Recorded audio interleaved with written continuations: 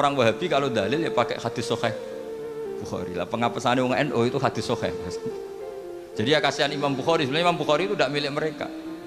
Tapi gara-gara kita tidak baca Bukhari, mereka yang baca seakan-akan mereka yang tahu hadis sahih, kita yang tidak tahu. Ini penting saya utarakan sehingga saya masih punya rencana nanti baca Bukhari itu. Karena ya supaya mereka tahu kalau Bukhari itu milik kita, tidak milik mereka atau milik semua orang Islam. Akhirnya apa yang terjadi sekarang? Kita umatnya Rasulullah diadili oleh dawahnya Rasulullah sendiri. Saya sering ketemu mereka yang takfiri bilang ini kafir Pak, hadisnya ini hadisnya ini. Saya bilang gini, laukana Rasulullahi hayyan lama rodiya ayyufarraqa huwa wa ummati.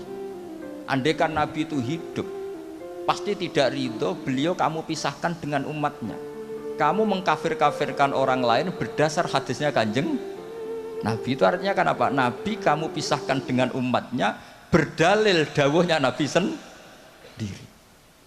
Kebayang nggak kamu memisahkan Mbah Dowi dari santrinya berdasar dawuh Mbah Dowi sendiri? Semua nabi, semua kiai, semua wali itu asadun nasi syafaqatan li ummatihim.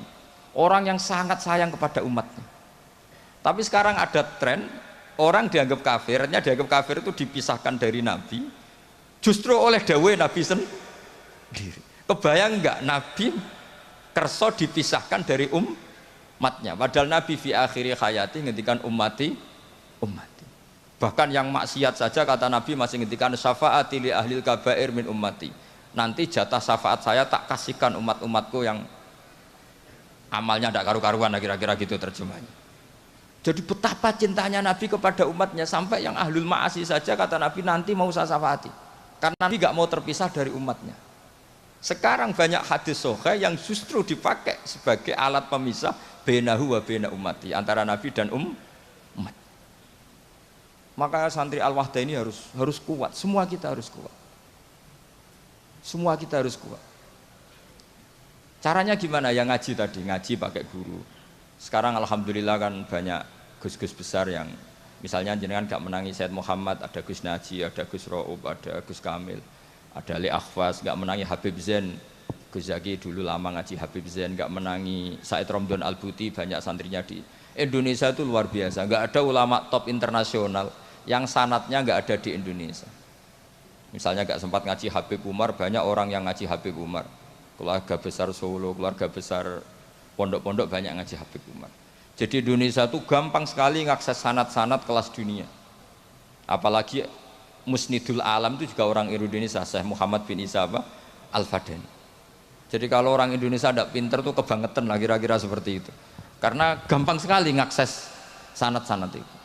Tapi sanat ini pula yang mulai hilang dari pondok-pondok pesantren, jarang yang mau menekuni. Makanya saya ingin sekali bahwa sanat-sanat ini terus kita jaga. Karena setelah sanat ini terjaga, itu gampang sekali melogika kebenaran. Kayak saya berkali-kali bilang, masa orang kafir 70 tahun menjadi iman gara-gara la ilaha illallah, tapi kemudian kalimat yang sama menjadi kalimat kekafiran kalau kamu bacanya di kuburan. Jadi kalau orang NU tahlil itu kafir, jaluk kuburan. Itu kata Said Muhammad dulu kalau guyon masyhur itu.